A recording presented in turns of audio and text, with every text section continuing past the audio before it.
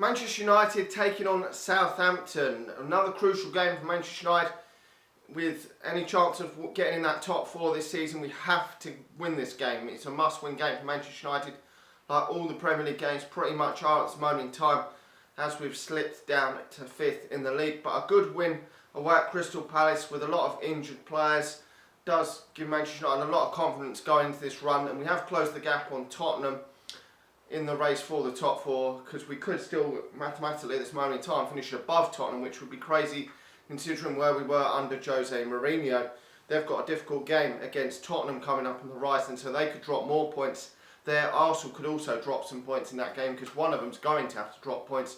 So if Manchester United win, we'd be closer to one of them at least. So looking forward to the game. Southampton down near the bottom of the Premier League, not in good form this season.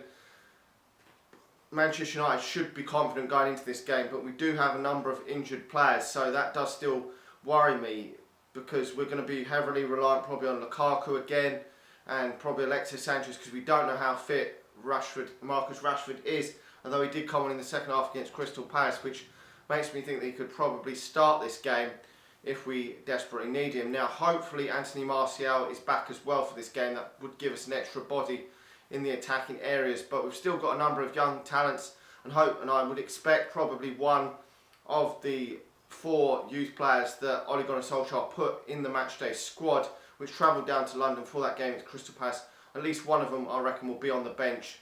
That's with Gomez, Greenwood, Garner and Chong. One of them, probably Chong, will be along the substitutes bench, and maybe if we've got any other still injured players, like Martial haven't come back, and if there's any other injured players in the squad, then I would expect another one probably to be on the bench as well. Now, I would expect as strong a lineup as Manchester United can put out for this game, to be honest. David De Gea in goal. Luke Shaw's playing very well at the moment, so that's good to see. He's going to put Ashley Young at right back, even though it should really be probably Delo. Ashley Young's just not good enough to be starting games for Manchester United. We know that. Then it's going to be probably Lindelof and Smalling, because I don't think Jones is fit or he's ill or whatever the fuck's wrong with Jones. And the midfield 3, probably he's going to go with McTominay, Pogba, and I think Pereira. I don't think Fred done enough in that game against Crystal Palace to warrant a start in this game. I think that would be the midfield 3. And then you've got the forward line will probably be Rashford, Martial and Lukaku, I would presume anyway, if Rashford's fit enough to start, and obviously Martial is fit enough to start as well. Now, obviously, as I said, hopefully 1 or 2 are on the substitutes bench. Probably Sanchez will probably make the bench. Still needs to get better, Sanchez, improve. There's still a player in there, but he's just got to keep going. He's trying. Hopefully something will come off for him at some point. We know he's been a world-class player in his time in England, and he's just got to keep going, and I'm sure something hopefully will click at some point in time.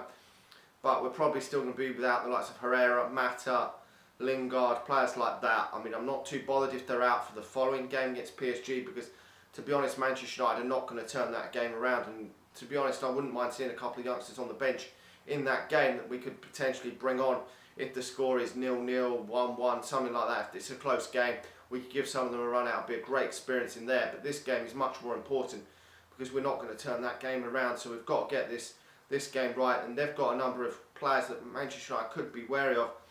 Obviously, Charlie Austin is probably going to be up front. They've got Ward-Prowse as well. They've got Redmond, who could cause Manchester United problems. Shane Long doesn't seem to really be scoring many goals at all these days, so he probably won't cause Manchester United too many problems. But they have got a few in the attacking areas that could cause Manchester United problems on their day. But I'm hopeful that Manchester United should be good enough to get the victory in this game, to be honest. Even if the likes of Martial and Rashford aren't fit enough to start this game, with Sanchez, and probably Delo will go up on the right hand side again for the game. If that's the case, then that forward line should still hopefully be good enough to get victory at home against Southampton. But our points have been dropped at home so far under Ole Gunnar Solskjaer. We've won all our away games up till now, which is very impressive, but we've got to win all our home games as well, because that is bread and butter. Win your home games and then try and win as many of your away games as possible, and draw away from home against the bigger boys. But if we win this game, obviously, as I say, it will put us closer to either Arsenal or to top. Well, we'd go above Arsenal if we win the game. If Arsenal fail to beat Spurs, and we would, if that game was a draw, then it would put us much closer to the third position in the league, which would be fantastic given where we are. And I mean, it's going to be hard, but if Manchester United could get up into that third position with a few games to spare at the season, and we're still in the FA Cup, which hopefully Manchester United can get through games against Wolves, then you would expect that Ole Gunnar Solskjaer will give more youngsters a chance, because we did see Garner get a cameo against Crystal Palace, but it was quite late on. It was a shame. He could have probably brought Garner on as soon as the game went 3-1. He left it till the 89th minute, I think it was, and Garner didn't really have enough time to get any mark on the game, which is a bit disappointing. It's a shame that Ashley Young fucked it up when it was 2-0 and we had to bring Rashford and Bailey on. Hopefully this game, if Manchester United do have a youngster on the bench, I would hope that it would be Mason Greenwood this time.